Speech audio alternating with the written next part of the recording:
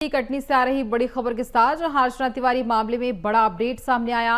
युवा कांग्रेस जिला अध्यक्ष दिव्यांशु मिश्रा ने जहां अर्चना तिवारी के मिलने की पुष्टि की है।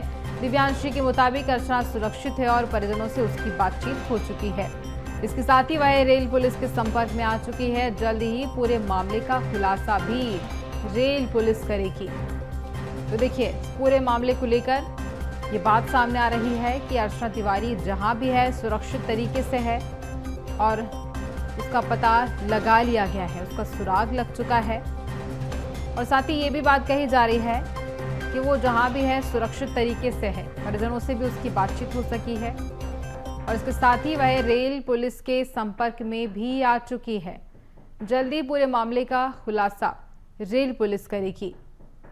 देखिए, ये जो मामला अर्चना तिवारी जो अपने घर के लिए रवाना होती है और उसके बाद ट्रेन से ही वह बीच रास्ते से गायब हो जाती है, उसी को लेकर ये पूरा मामला अब सामने आ रहा है। अपडेट ही आपको बता रहे हैं।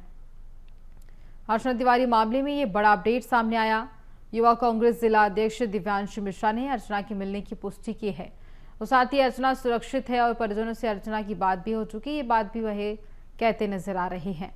दिव्यांशु मिश्रा ने आगे और भी ये बात कही है कि जल्द ही पूरे मामले का खुलासा रेल पुलिस करेगी। रेल पुलिस के संपर्क में अर्चना तिवारी आ चुकी है और जल्द ही खुलासा किया जाएगा। देखिए, इनपुट मेरे पास केवल इतना है कि अर्चना के साथ कोई कैजुअलिटी नहीं हुई है, अर्चना सकुशल सुरक्षित है। अब क्या कहानी है, क्या घटना हुई, क्या घटनाक्रम हुआ, ये पूरी जानकारी रेल पुलिस देगी। मेरे पास की कोई जानकारी नहीं है। बताया ना मैंने आपको, परिजनों से उसकी बात हुई, उसकी माता जी से, और उसने ये बताया कि मैं सुरक्षित हूँ। आगे की घटनाक्रम क्या हुआ इन 7-8 दिनों 10 दिनों में, ये पूरी जानकारी रेल पुलिस देगी। तो देखिए, जिस तरह से पूरे मामले को लेकर और ज्यादा जानकारी लेंगे सहयोगी अनिल राज तिवारी से। अनिल, पूरे मामले को लेकर देखिए, इतने दिनों बाद अब जाके अर्चना तिवारी का पता लग पाया है और इसके चलते भी युवा कांग्रेस का ये कहना है कि अर्चना तिवारी जहां भी है सुरक्षित तरीके से है। पुलिस को जानकारी नहीं मिली है, उन तक जानकारी पहुंच चुकी है। और देखिए, ये बड़ी विचित्र मिस्ट्री है जिसको अभी भी खुलासा होने में वक्त लग रहा है। अंशु मिश्रा के मुताबिक उसने अपनी माँ से बात किया है, वो सुरक्षित है, तो इस बात की पूरी जो जानकारी वो जीआरपी देगी। लेकिन अभी मैं सुबह जब अर्चना के घर गया था, उनके घर का माहौल कल और आज बहुत ज्यादा बदला हुआ था। उनके घर के सामने बहुत सारी गाड़ियां लगी हुई थी, घर में बहुत सामान्य तरीके से जो कल एक पैनिक माहौल था घर के अंदर, वो चीजें आज बदली नजर आ रही है। लेकिन घर के लोग भी कुछ भी कहने को तैयार नहीं है। उनका भी यही कहना है कि जो भी उसकी तथ्यात्मक जानकारी है जीआरपी देगी। घर के लोग कुछ भी इस मसले पर कुछ कहने को तैयार नहीं है।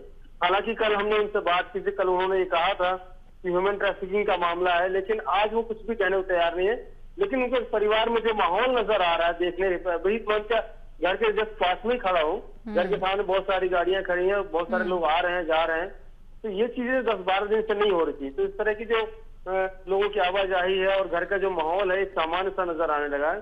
तो जाहिर तौर पर कि अर्चना की जानकारी तो इनको मिल गई है।